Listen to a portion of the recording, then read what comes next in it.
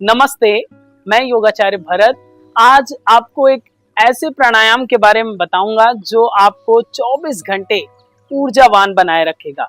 जो लोग दिन में थक जाते हैं या एनर्जेटिक नहीं फील करते हैं या लेथार्जिक फील करते हैं, उन लोगों के लिए आज का यह विशेष प्राणायाम बहुत ही ज्यादा लाभप्रद होने वाला है। इस प्राणायाम का नाम भी विशेष है और ये आपको ऊर्जावान बनाए रख सकता है। इसके अभ्यास को भी आज हम सभी साथ में करेंगे। चलिए जानते हैं कि इसको करने की विधि क्या है। और इस प्राणायाम का सबसे पहले जानना जरूरी है कि नाम क्या है। इसका नाम है योगिक प्राणायाम। योगिक प्राणायाम कैसे करना है, इसकी आसान विधि क्या है और किस तरह से इसके अधिक से अधिक लाभ प्राप्त कर सकते हैं, आइए जानते हैं। सबसे पहले करना क्या है, आपको दोनों हाथों में प्राण मुद्रा लगानी है। लिटिल फिंगर और रिंग फिंगर के टिप को आपस में टच करना है। फिंगर टिप को टच कर देना है। बाकी की दो उंगलियां इंडेक्स फिंगर और मिडिल फिंगर को सीधा रखेंगे। दोनों हाथ नीज पर रख लेना है। आंखें बंद करना है। चिन को थोड़ा सा अपलिफ्टेड रखेंगे। अब जो आगे की प्रक्रिया है उस पर ध्यान देना है। ओके, पहले आप समझ लें, फिर हमारे साथ आप प्रैक्टिस भी करेंगे। दोनों हाथ प्राण मुद्रा में, आंखें सहजता से बंद, चिन को थोड़ा सा ऊपर उठाएं। हम सभी योगिक प्राणायाम का अभ्यास करने जा रहे हैं। लंबी गहरी श्वास लेंगे। श्वास लेते समय आपको पेट को फुलाना है। ऐसा अनुभव करें जब आप श्वास ले रहे हैं तो पेट फूल रहा है। उसका पीछे का रीजन ये है कि आप श्वास लेते हैं, लंग्स फूलते हैं, डायफ्राम नीचे जाता है और एब्डोमिनल रीजन बाहर आएगा। तो श्वास लेते हुए पेट फुलाना है और श्वास छोड़ते हुए पेट को अंदर ले जाना है। लेकिन आपको यह ध्यान रखना है, श्वास लें, पेट फुलाएं, श्वास छोड़ें, पेट अंदर की ओर।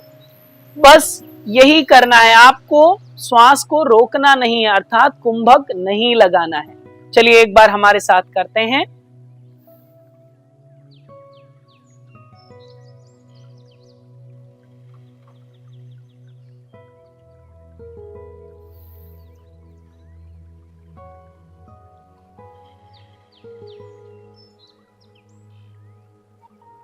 पूरा प्रयास ये करना है कि जब आप श्वास ले रहे हैं तो श्वास की आवाज नहीं आनी चाहिए। बहुत ही साउंडलेस ब्रीथ करें। आपको पता होना चाहिए कि आप प्राणायाम कर रहे हैं, दूसरे को बताने की आवश्यकता नहीं है। तो श्वास लेते हुए पेट को फुलाना है और श्वास छोड़ते हुए पेट को अंदर लेना है।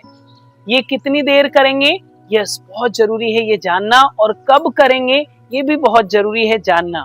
ये आपको 10 मिनट का अभ्यास करना चाहिए। सूर्योदय के समय या सूर्योदय से पूर्व का समय इसके लिए बहुत ही ज्यादा अनुकूल होता है। जिन लोगों को वीकनेस रहती है, जिन लोगों को अस्थमा की समस्या है, जिन लोगों को हाई बीपी की समस्या है, जिन लोगों को हेडेक की समस्या होती है या माइग्रेन की समस्या होती है, उन लोगों के लिए ये योगिक प्राणायाम रामबाण की तरह कार्य करता है।